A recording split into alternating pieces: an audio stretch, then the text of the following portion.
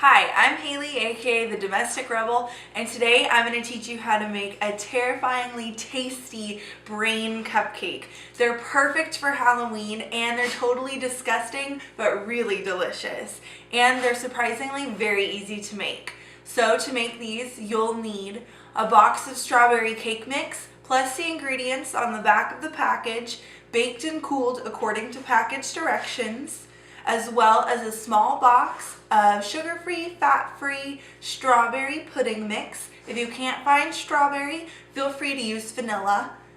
You'll also need for your frosting a 1 pound bag of powdered sugar, 2/3 of a cup of butter that's at room temperature or slightly softened, about a teaspoon or 2 of milk if needed, and we're going to be using Wilton gel colors in pink and black. Now for the brains, they're very easy to make the colors, but it's kind of up to you if you want to go with a traditional pink brain or if you want to go with more of a gray one. So use the colors at your own discretion. I wanted a nice pink brain, but the black helps tone it down so it's a little less hot pink and a little more realistic, which adds to the creepiness factor. So once your strawberry cupcakes are baked and cooled, and remember you're going to pour that pudding mix into the batter after you've prepared it for package directions to add a little more moisture to it and flavor.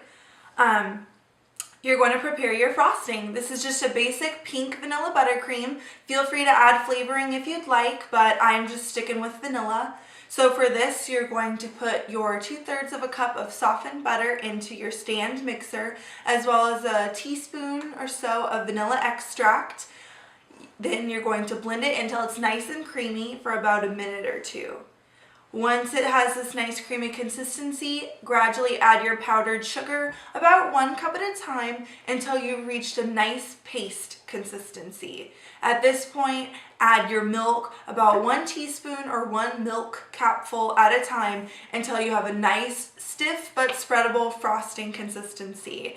The key here isn't to have it too stiff because it's brains. You want it to look a little squishy and soft, but you don't want it to spill or drip off the top of your cupcakes. So it has to be that perfect consistency, which you should know by now. So to make these, once your frosting has been prepared, you want to dye it.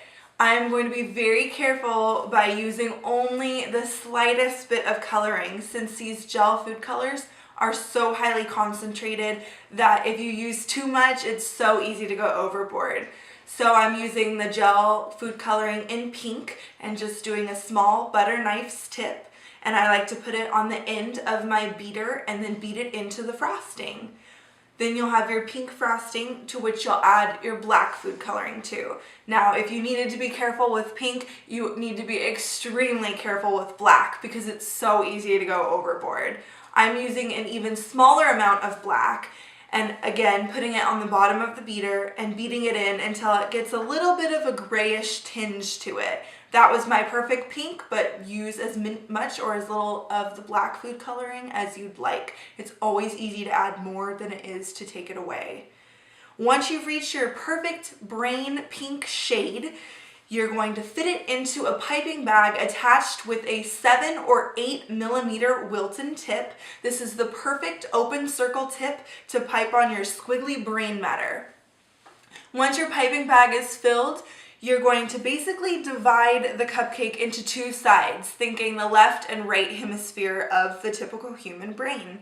On the left side, just start doing a squiggling motion from the center to the outside of the cupcake. I was doing 3 layers, so you'll do 1 squiggle on the left, then layer it with a second, and then layer it with a third, and repeat on the right side with the 3 layers of squiggles. To make it even more realistic, feel free to take your piping bag and pipe icing about a line or 2 down the middle to create the brain stem, separating the 2 hemispheres. Once you've got your brain matter squiggled on, take the tip of your piping bag and place it in any spots that haven't been covered with icing. You can just put a little squiggle there or a dot of frosting. You just want it to look as realistic as possible, but don't want it to be overwhelming. You need to see the defining characteristics of all the squiggles because that's what a brain looks like, right? Or so I've heard.